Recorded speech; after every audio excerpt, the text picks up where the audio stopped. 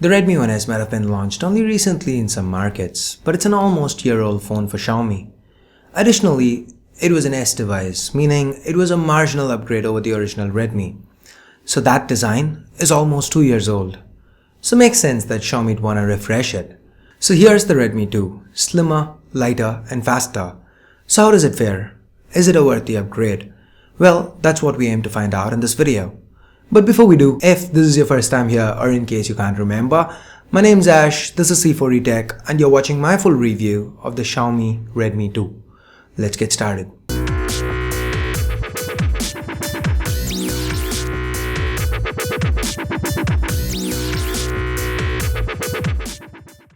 As always, let's start with the build. To the front, on top, we have a 2 megapixel front-facing camera, the sensors and earpiece. Lower below, a 4.7-inch display, and at the bottom, 3 capacitive keys. Recent apps, home and back. Though MIUI 6 uses recent apps instead of menu, for some reason Xiaomi continues with the menu markings on the key. Sadly, these keys still aren't backlit. Below the capacitive keys, we also find a notification LED. To the back, we have the secondary noise cancelling microphone, LED flash, 8 megapixel rear camera, speaker, and at the bottom, Mi branding. The back is user removable and underneath we find a 2200 mAh battery and the dual SIM and microSD card slots. Note that the first SIM slot is LTE enabled. At the bottom we have the primary microphone, USB OTG enabled micro USB port, the volume rockers and the power button sit to the right, we have the 3.5mm headphone jack up top and nothing to the left. The Redmi 2 is shorter, narrower and slimmer than the Redmi 1S. And at just 133 grams, it's also a good 25 grams lighter. The matte plastic back is a little slippery but feels nice in hand. While the design language itself is similar to that of the Redmi 1S, it feels very refined. Kudos to Xiaomi on a job well done. Underneath, the Redmi 2 packs a 64-bit capable Snapdragon 410 chip. This houses 4 Cortex A53 cores clocked at 1.2 GHz each, coupled with an Adreno 306 GPU and 1 GB of RAM. As evident by the benchmarks, this is a lower mid-range chip. The performance is about 10 to 15% better than that on the Redmi 1S. Thankfully, even in the intensive scenarios like gaming, the Redmi 2 didn't really get hot. Gaming performance was also acceptable.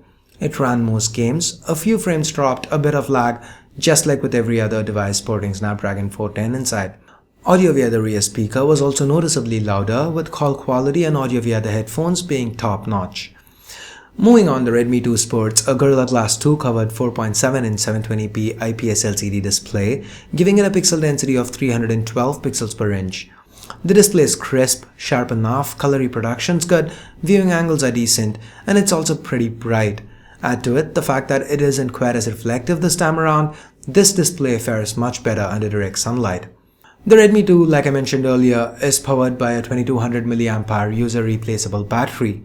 A 10% boost in terms of capacity from the Redmi 1S.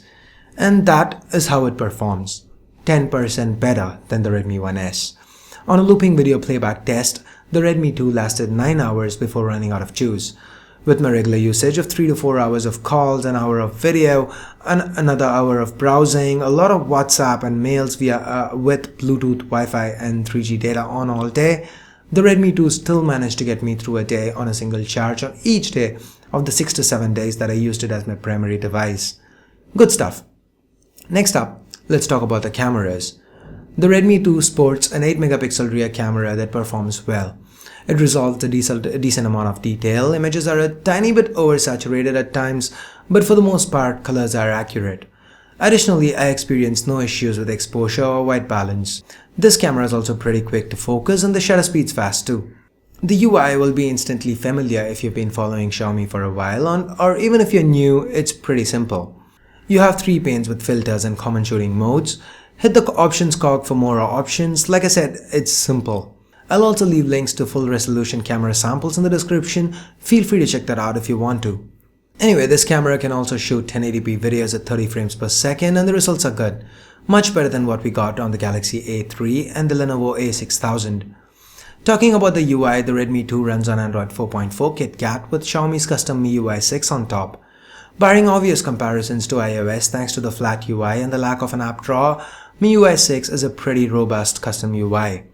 With the Themes app, you can change every aspect of this interface. how the icons, lock screen or the notification drop-downs look. You can even change boot animations. It's very customizable.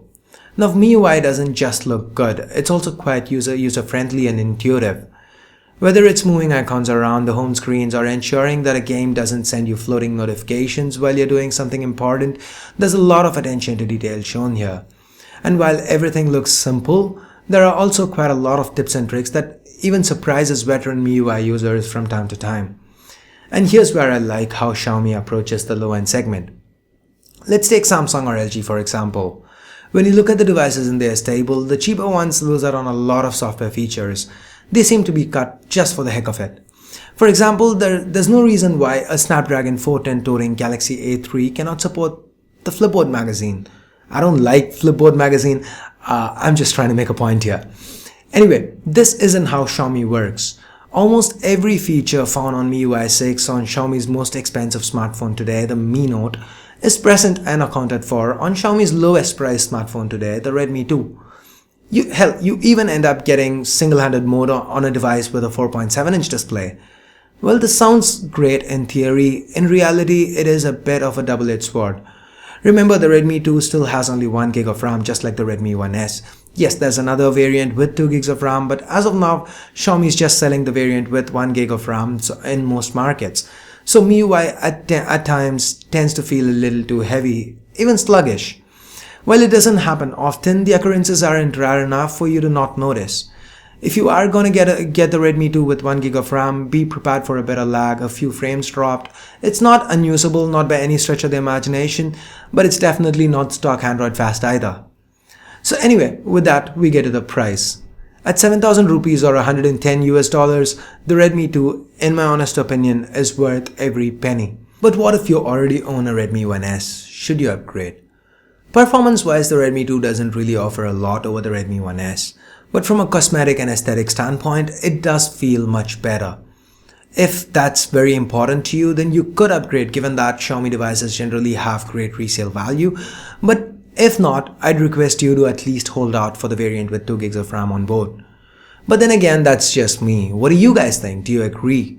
If not, do let me know why not in the comments below. Anyway, if you do want to pick a Redmi 2 up, you can do that from flipkart.com. International viewers can pick it up from xiaomiworld.com. I'll leave a link in the description down below along with a discount code.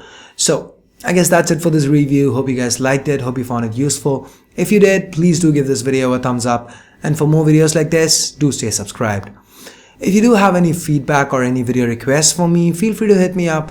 The direct links to all my social networks can be found in the description down below. Twitter's where I'm active most these days. Anyway, thanks a lot for watching. Till next time, this is Ashia from C4E Tech signing off. You guys have a great day. Bye bye now.